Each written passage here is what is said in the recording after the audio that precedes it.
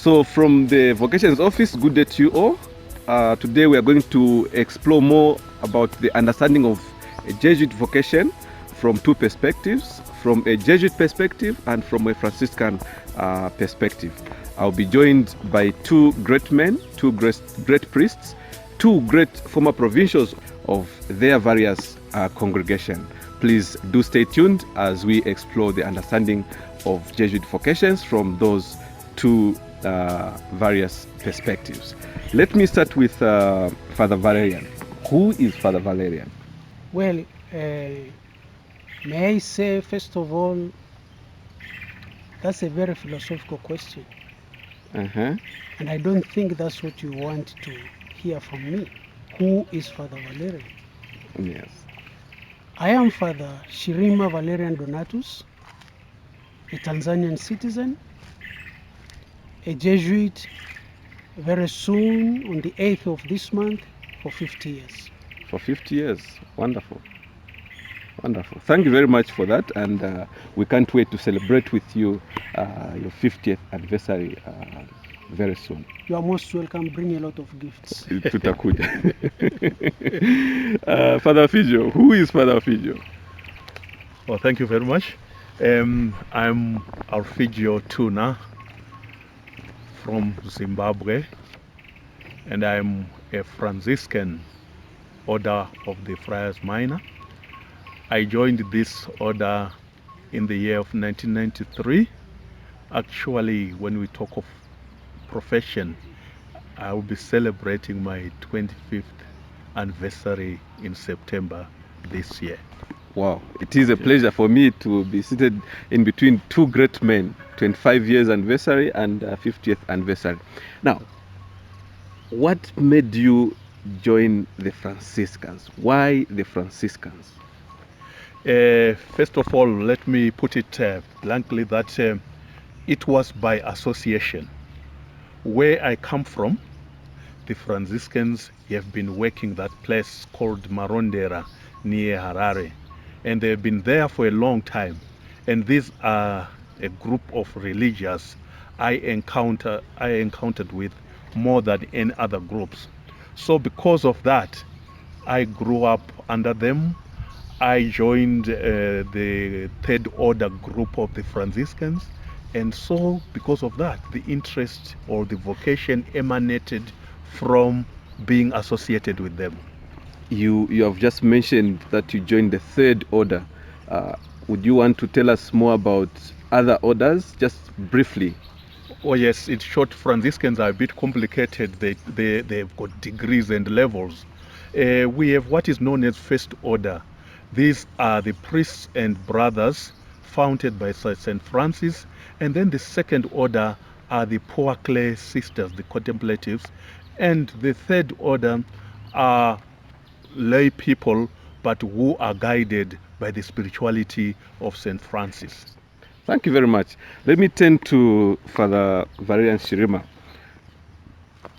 Why did you choose to become a Jesuit?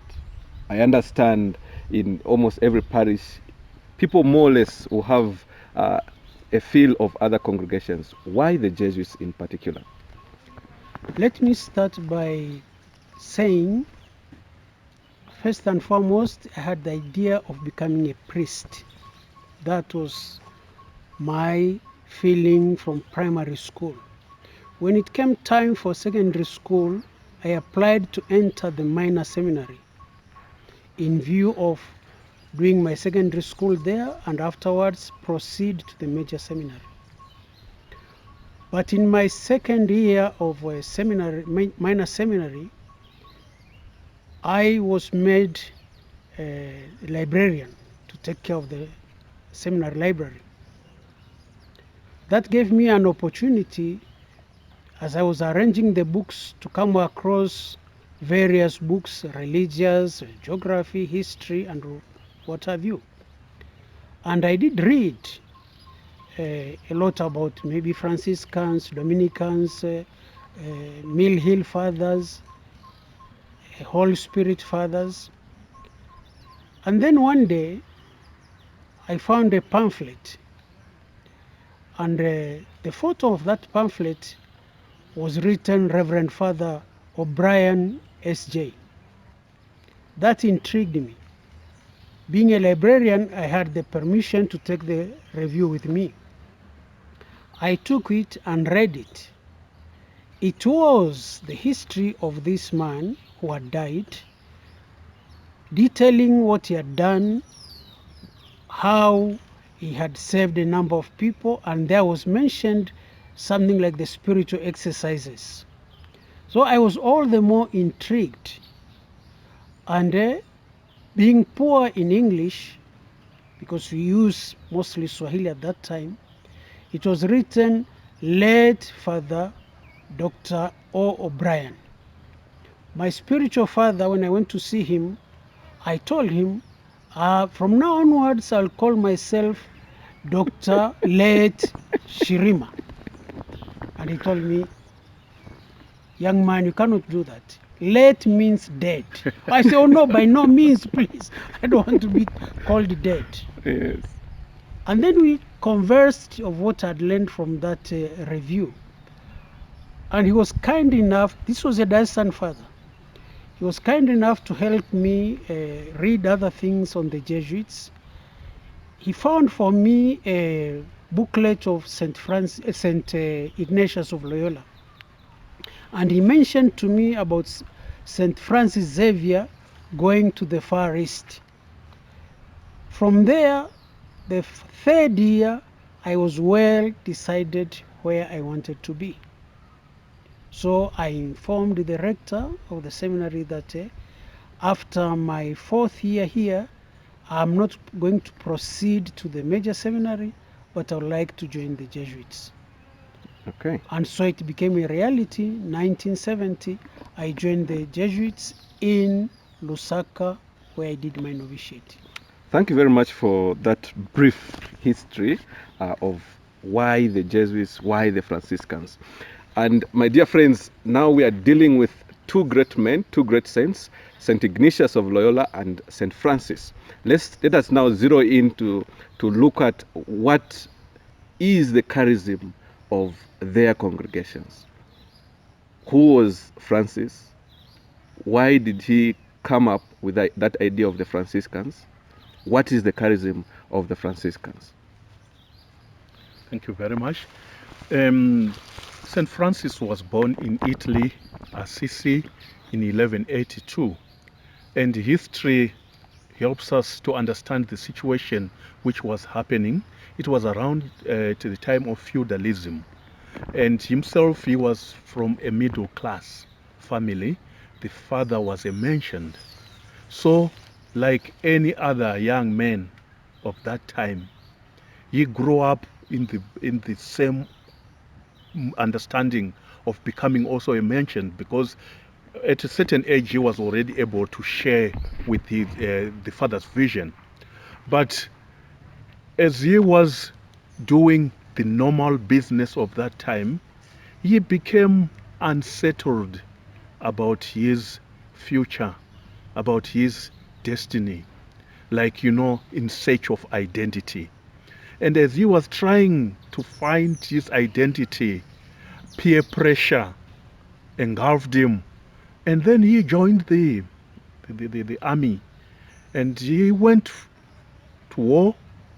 Assisi lost that war. And then he was taken a prisoner of war in Perugia. As he was taken a prisoner of war in Perugia, that was like a turning point in his moment. When he was released after 1 year, all that seemed to be a very, very bright future became a bit dull in his life. So he got lost in the search of his own identity. And in trying to do so, he was wandering one time after having been sick because of being in prison, and he went to a certain dilapidated church, the church of San Damiano. And he said, let me try prayer, because he was not a prayerful man. He was like, let me try prayer. So as he knelt before this crucifix in a dilapidated church, this crucifix spoke to him. Francis rebuild my church. That shocked him. But he took it literally. He thought since this church was dilapidated, he was supposed to look for stones, for mortar and everything, and begin to repair this church, of which he started doing that. And that was the beginning of this. But this was only a window to a certain spirituality, a certain way of life.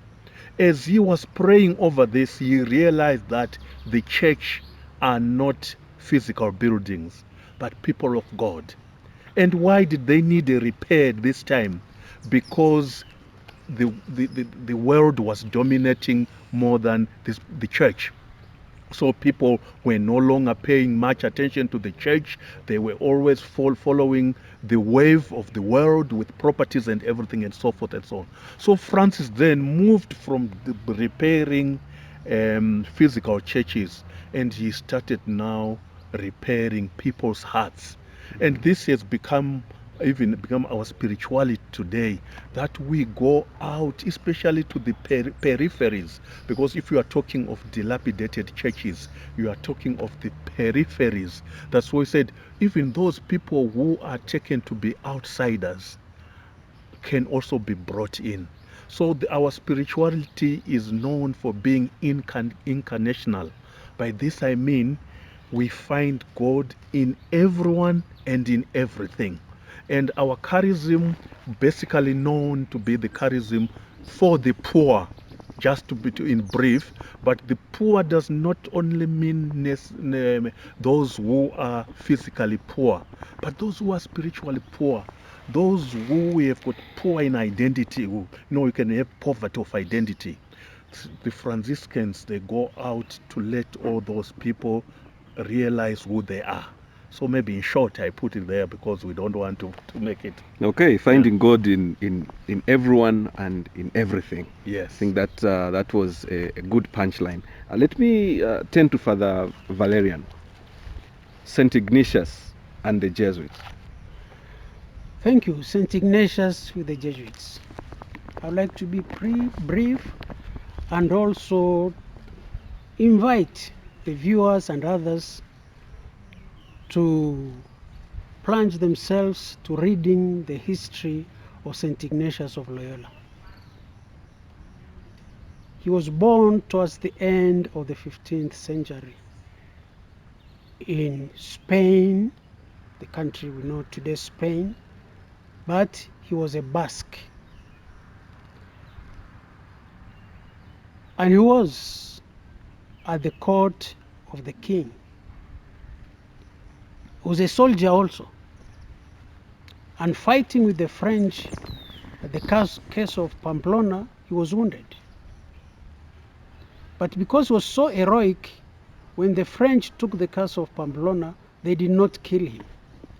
They spared his life and took him back to his country of Loyola to be taken care of. While he was recuperating, he realized that his leg was not mending well and requested that they reset the leg. And there is no anesthesia at that time. So you can imagine what pains he endured. And that tells you how determined he was. Yes. They reset the leg. He is recuperating. He cannot do much. He starts to think about things which brought pleasure to him in the past. But he cannot go and participate maybe at the king's court. So he asked for things to read. And in the castle where he was recuperating, they gave him the Imitation of Christ and the Life of the Saints.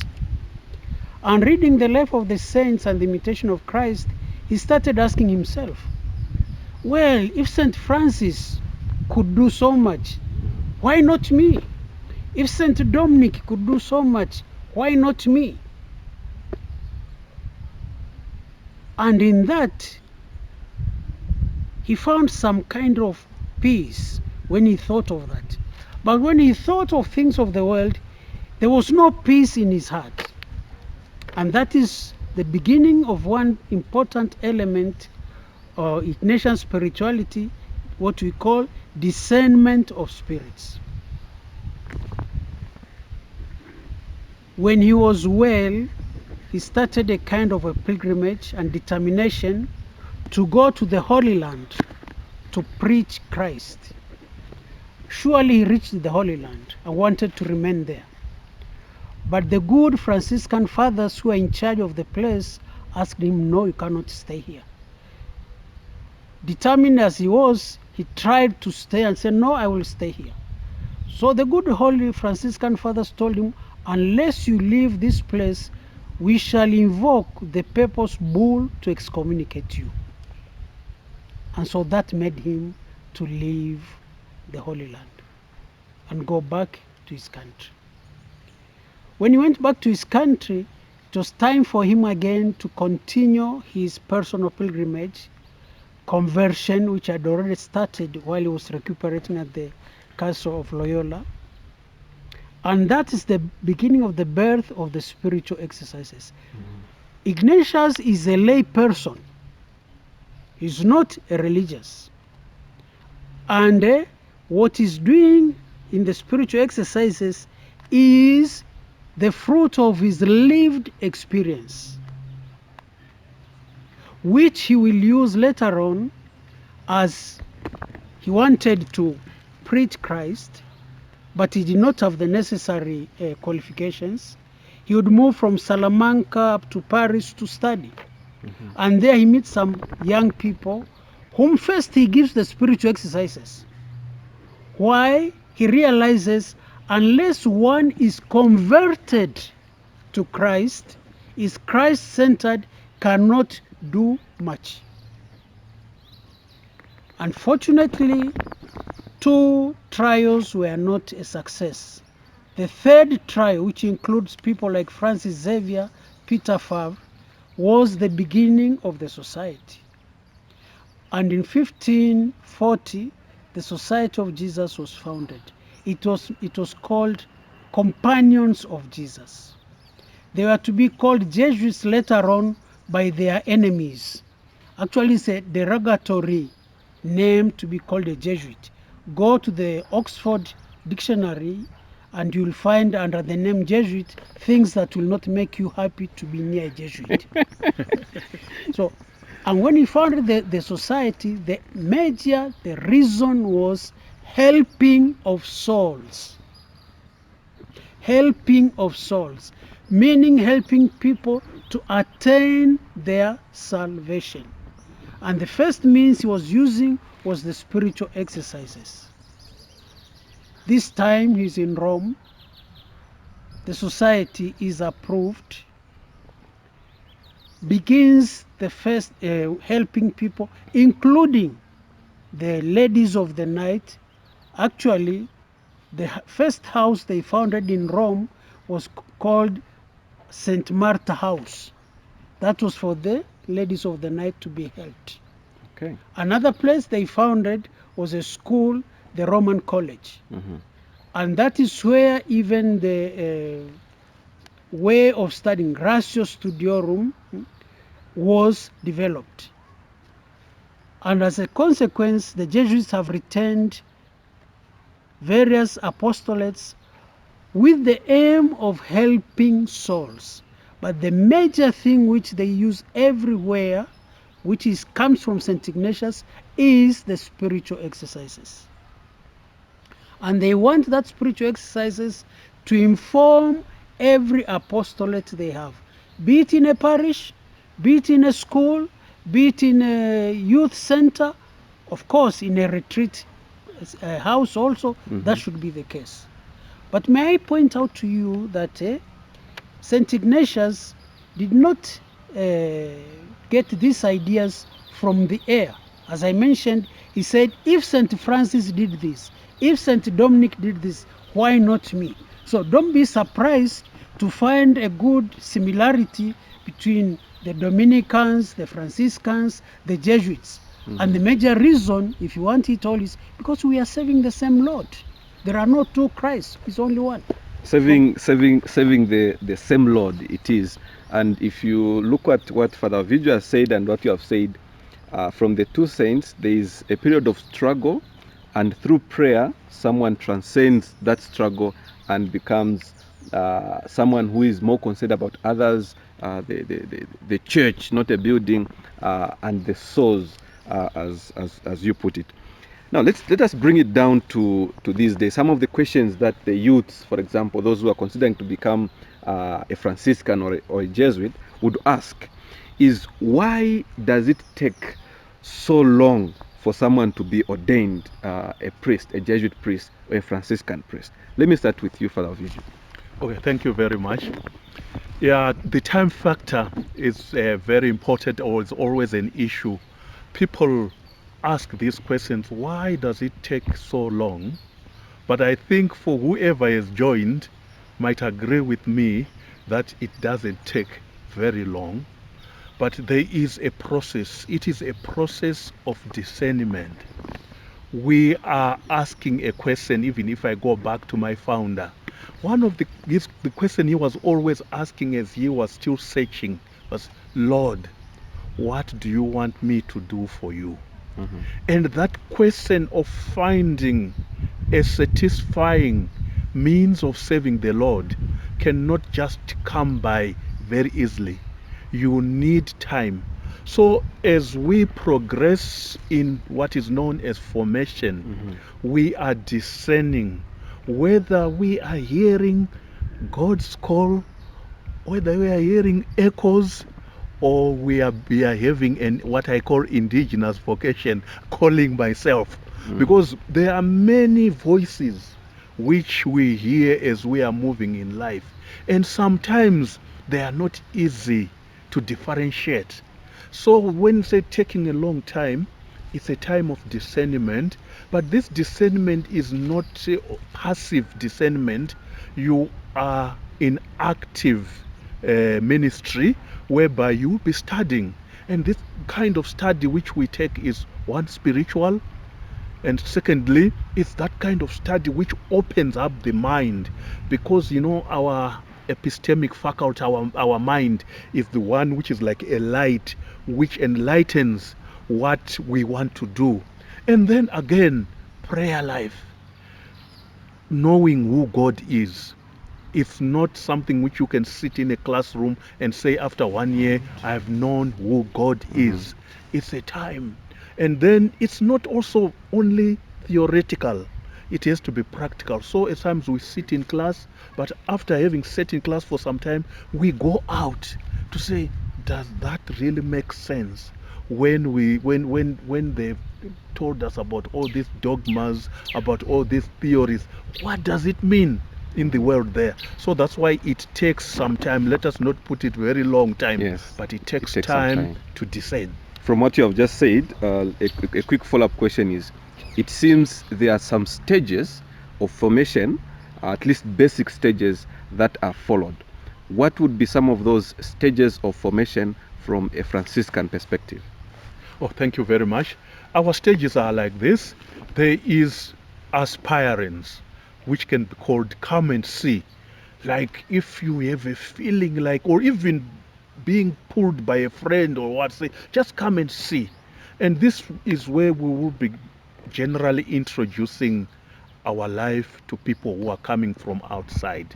And this takes different times depending on the level each individual is, because some begin aspiring when they are still in their Form 3, so they can continue coming, but some feel called when they may be university level. So it depends that there is no specific time for aspirants.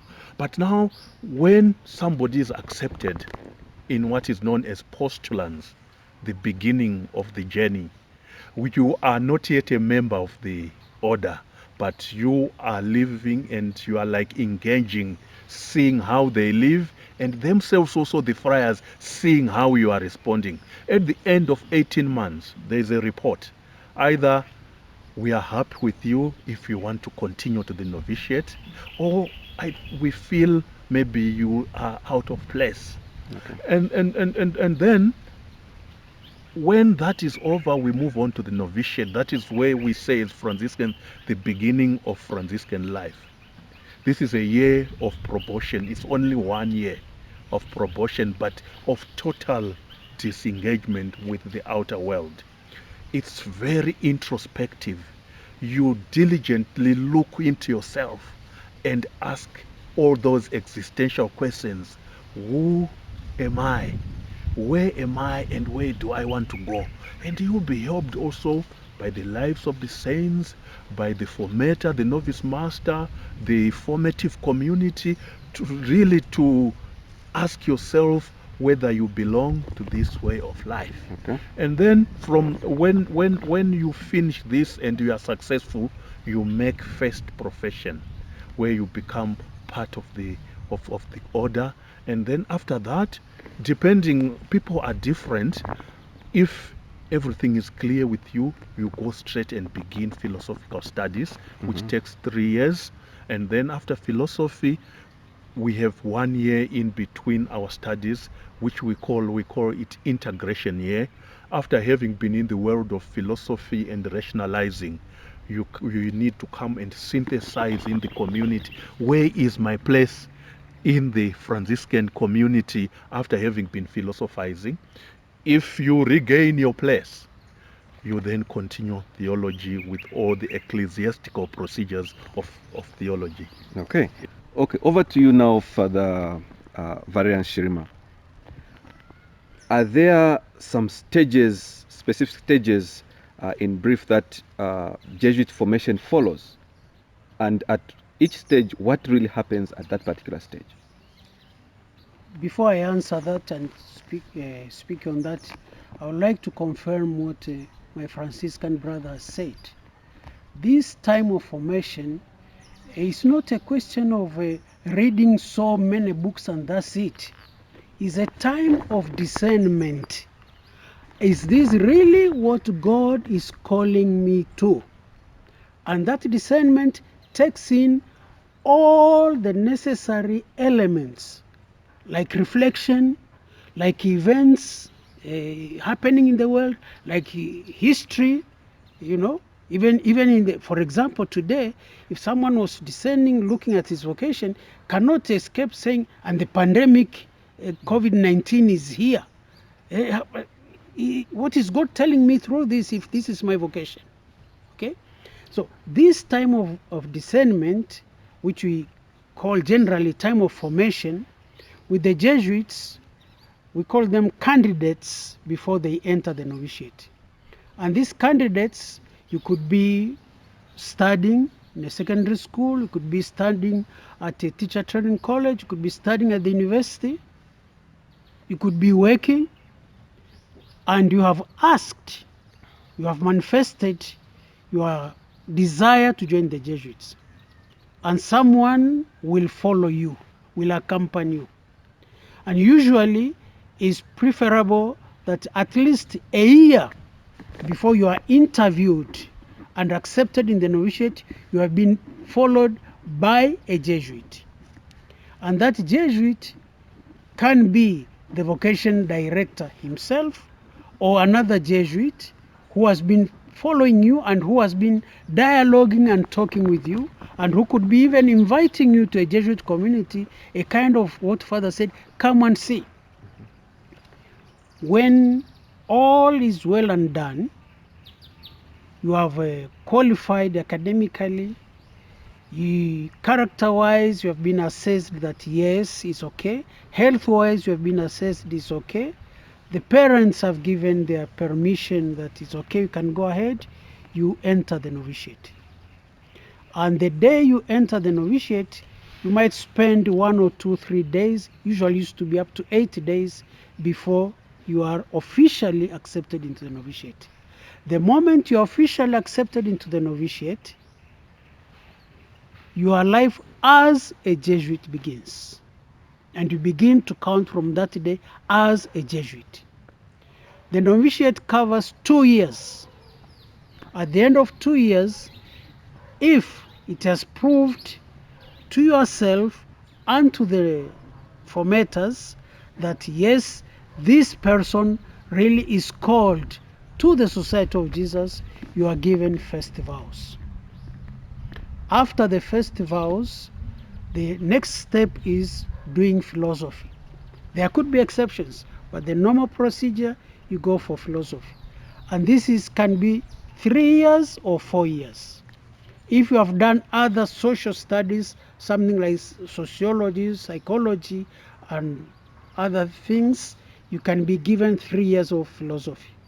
Or something like literature also, you can be given 3 years of philosophy. Otherwise, it's 4 years. At the end of the 4 years, everything being equal, you have shown yourself to be a prayerful person, you have done your studies well, your health is good. The next step is, we call it regency. It's a time when you are asked to, most of the times, you go and teach in a secondary school or work in a parish. All in all, the most important thing in this is you are going to an apostolic community, a community that is apostolically engaged. And you are supposed to be an active member of that community while carrying on an apostolate or the other. At the end of that, when it is seen that, yes, this person is really has his heart in the Society of Jesus, has proved it to be spiritually maturing well, and is well orientated in the church and in the society, a report is asked for those who have been living with you and others to kind of recommend, and it's confidential. It's only for the provincial with his assistants who see, consultants, sorry, not assistants, consultants who sees that and then evaluates and say, yes, okay, it's okay, this person can go to theology. There can be exceptions. It can be, no, this person is not going for philosophy, for theology. He's going to do, let's say, chemistry or biology, because in the schools this is needed. You go for theology. Usually it is anything between 3-4 years of theology, at the end of which, again, an evaluation is made. And even during the time of the years of theology, is he a community member? Is he showing a spirit of the Society of Jesus? If all is yes, you can be ordained as a deacon, and within the required period, a year or 6 months, you will be ordained to the priesthood. Now you are a priest. Thank you. One important aspect that is coming out from both of you is the aspect of vows. In 30 seconds, why are vows important for ministry? Vows are important for ministry because of the commitment we make to God.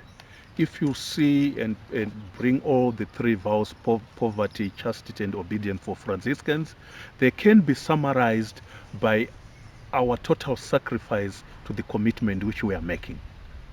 Yeah. And one other thing that is crucial is the aspect of spiritual direction for candidates and aspirants. In 30 seconds, why is it important for a candidate or an aspirant to find a spiritual director? It's important because he's being helped to see what is going on, what is the Spirit telling him, not to remain superficial by looking simply the worldly things on the surface. And he needs to be helped to go deeper into his heart. That is the dwelling place of the Spirit. That's the temple of the living God. And it is not given that all of us can be in touch with that just because we are baptized. No. So they need that help. And as Father said, when you are making a commitment, you should know you are making a commitment to whom, not to what, to whom. To this Jesus Christ. I'm making a commitment to Jesus Christ, a living person. Because I think it's a mistake when we think we are making a commitment to an institution, to be a professor, to be a lecturer of this. No, please. The most important thing, and which should characterize your life, is you are making a commitment to Jesus Christ, who has called you, and you are responding. And that is why spiritual direction is very important. And these have been very intense matters, an intense discussion. Let us lighten up things a little. If you are given a challenge to tell a joke, What joke would you tell us? I've got a very simple joke about the differences of the society and the order. What is the difference between a Jesuit and a Franciscan? One scholar tried to answer this. He said, it's not all that you hear, but I can just reduce it into two simple statements. The difference is the complexity of the Jesuits and the simplicity of the Franciscans. The complexity of the Jesuits and the simplicity of the Franciscans. Yes, that's very good. I offer that same challenge to you. That's very good, because I will link on that very joke. A Franciscan and a Jesuit went to the barber to have a haircut. And you know, the Franciscans, they study very much, a lot, and they lose a lot of their hair. So the barber did the work very quickly, and when the Franciscan wanted to pay, he said, no, there wasn't much hair, so you really don't have to pay. The Franciscan said, thank you very much, I'll pray for you. He went. The Jesuit comes, receives the same treatment. At the end of it, he has a little bit more of hair. He said, I need to pay you something because my hair is a little bit more than that of the Franciscan. The barber said, no, please, Father, you pray for me a little prayers, and so that my work goes on well. The next time, they meet again at the barber shop. The Franciscan comes alone for a haircut. The Jesuit brings the whole community for a haircut because it was free of charge. There you go. Just as we are about to conclude, 21st century, faced with different kind of challenges, COVID-19 at present, why would a 21st century youth think of joining the Franciscans? Thank you very much for that question, which is very pertinent, especially at this time in which we are. The 21st century young person or young man can join the Franciscans because there is a need of spiritual renewal in the world. The world is still maybe asking the same questions which were answered by these saints today whom we are following.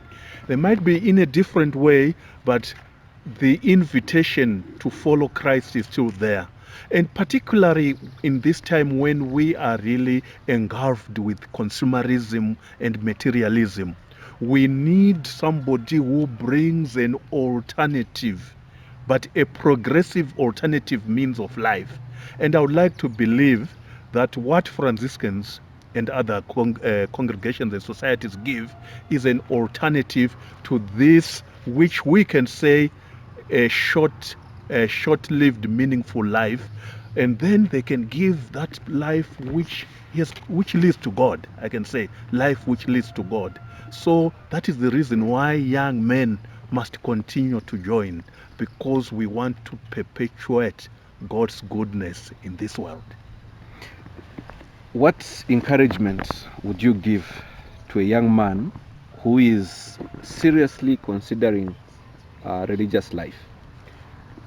The first encouragement I will give to this young person, male or female, is that salvation is still needed. Salvation is still needed. And like my Franciscan brother said, we cannot just take on the superficial life we are leading, good as it is, consumerism, etc., and think that is the end of man. That's it. That's the purpose of man. No. Christ came to give us something extraordinary, something out of this world. He came to give us, to tell us about a kingdom which is still very relevant today, even more so than when he walked this earth. So that Christ who is alive is calling us to that reality, the kingdom of God, which is a kingdom of justice, which is a kingdom of peace, which is a kingdom of reconciliation, and that is a challenge. Whoever looks at our world today cannot say that those realities are superficial. Even reconciliation with nature, my Franciscan brothers will agree with me on that. We have murdered nature, Mother Earth. Who dare say that we don't need reconciliation with nature, with the earth? We continue to exploit it to our ruin. So please, any young person who wants to enter religious life, he or she is very relevant today and will do a fantastic service to humanity and to himself and to God. Thank you. So 2 points that I would like to bring on board as we conclude is the question of that salvation is still needed today, and the question of what alternative are you bringing on board. My fellow youths, if you are considering to become one of the men of God, a religious, please ask yourself those 2 questions. The question of salvation and what alternative you are bringing on board. If you're interested in, to find more details, please check on the numbers, the details that are running on your screen. Let me now thank Father Figlio and thank you, Father Valerian, for your time. Thank you for sharing your wisdom and experience with us. I am your host, Shirima Muntanga. Have a blessed day. Thank you. Thank you.